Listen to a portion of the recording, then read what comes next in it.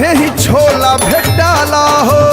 प्रेम के नदिया मन में बहेली, रंग से अंग खिल जाला हो। अरे भाई दही बरवो ले आवा। पुआ पूड़ी और कचौड़ी सभे ही छोला भेटाला हो। प्रेम के नदिया मन में बहेली, रंग से अंग खिल जाला हो।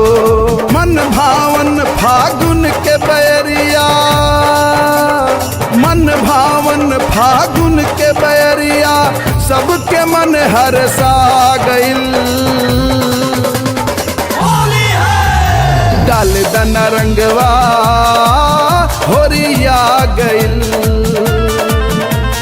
डाल दना रंगवा होरिया गइल।